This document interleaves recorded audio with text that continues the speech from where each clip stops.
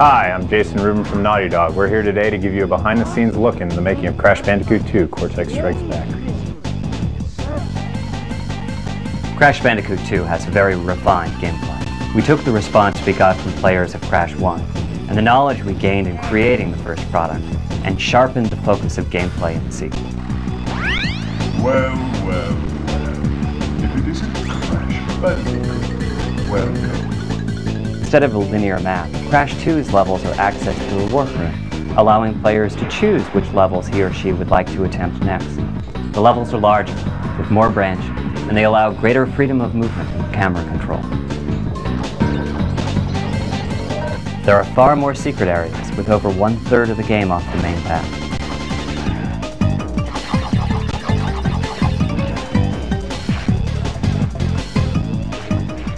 The art's changed drastically between Crash 1 and Crash 2. Crash 1's engine was thrown out. Crash 2's engine is totally new. It allows us to have more polygons in the background, more frames of animation in Crash, more detailed environments, and the ability to do neat environmental effect things that bring the viewer in, bring the player in, and make them feel like they're in a real environment. It has procedural rain, which is actual 3D raindrops that come through the environment. When the camera looks down, the rain actually moves as if it's in 3D, and you're looking at a down angle with the rain. On a snow level, when you're running into the snow comes at you and makes you feel like you're in the level. We have a specular renderer on our gems, which allow the gems to look like gems as opposed to look like really flat shaded things rotating. We have reflection effects in the ice that make Crash Bandicoot and everything else in the environment reflect in the ice, making it really feel like ice. We've been able to add a whole slew of new things to each and every level based on the fact that instead of saying, okay, let's go make Crash 1.5, use the same engine, make some new levels, we did Crash 2.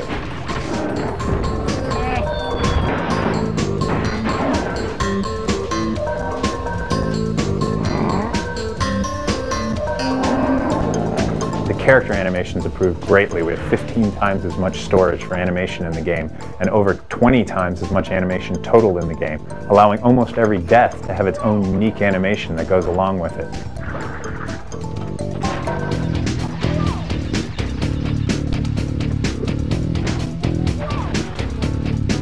Not only can you walk, jump, run, but you can also ride on the back of a bear cub. You can run away from a boulder. You can ride on a jet ski. You can ride on a jetpack that's actually free floating in zero gravity. You can do a lot of things you never did before, and you can do a lot of things that you've never seen before in any other game.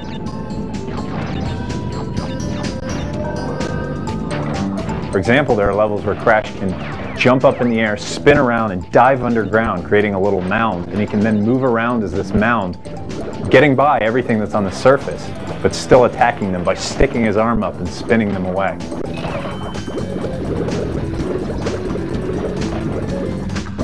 One of the cool new things in Crash Bandicoot 2 are the lip-synced, like, holographic characters in the warp room.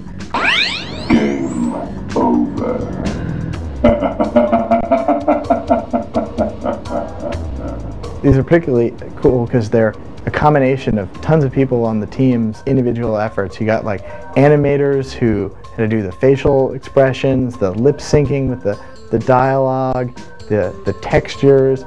They had programmers doing like the holographic effect, the lens flare, audio, video spooling, and lip syncing. And it all comes together and brings an artificial character to life in a way that I don't think we've seen before in video games. Another thing I'm really proud of is the way in which we utilize the resource of the CD to bring to the player levels that are probably about 10 times as large as the memory of the PlayStation. We do this by kind of laying the whole level out on disk and bringing it in piece by piece in a transparent manner. This is a really complicated, tricky technology, somewhere between spooling and virtual memory, and it enables us to use the CD to bring more detail, more game objects, just more stuff into the game. Another thing we're proud of is the sheer number of polygons we muscle through the Crash engine. Just a real lot of detail on the screen, and I think that we can pretty much say that no other next generation game has as much background detail as Crash does.